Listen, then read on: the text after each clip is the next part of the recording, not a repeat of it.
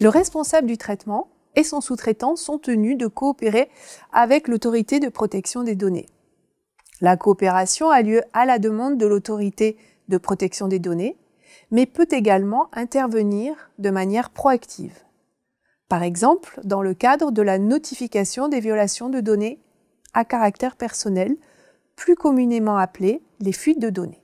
Une violation de données à caractère personnel consiste en toute atteinte aux données entraînant de manière accidentelle ou illicite la destruction, la perte, l'altération, la divulgation non autorisée de telles données ou l'accès non autorisé à celles-ci. Les personnes concernées sont, au niveau d'une étude notarielle, les parties aux actes authentiques ou encore les collaborateurs de l'étude. On parle ici de fuites de données relatives aux informations salariales, par exemple. Bien que le risque zéro n'existe pas, le notaire doit mettre en œuvre les mesures techniques et organisationnelles appropriées afin de garantir un niveau de sécurité approprié et éviter de la sorte la survenance d'une violation de données. Pour commencer, le notaire va rédiger un registre des traitements.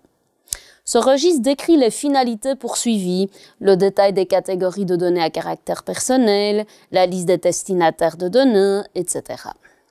Ce registre va surtout être très intéressant et utile car il permet au responsable du traitement, donc le notaire ou à son délégué à la protection des données, d'identifier les traitements qui pourraient impliquer des risques pour les droits et libertés des personnes concernées.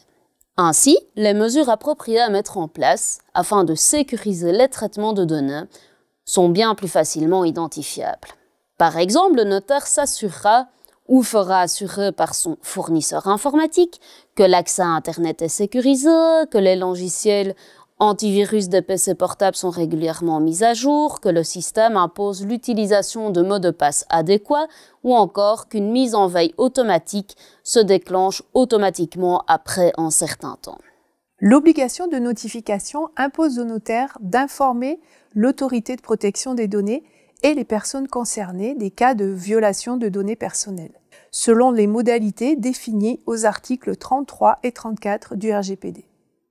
En cas de fuite de données confirmée, le notaire est tenu de notifier cette violation dans les meilleurs délais et, si possible, dans les 72 heures après en avoir pris connaissance. Sauf, bien entendu, si la violation n'est pas susceptible d'engendrer un risque pour les droits et libertés des personnes concernées. Lorsque le risque est élevé pour les droits et libertés, alors le notaire devra également notifier les personnes concernées de la violation de données à caractère personnel. Pour analyser ce risque élevé, il est nécessaire de prendre en compte le volume de données, la criticité des données, les catégories de personnes concernées.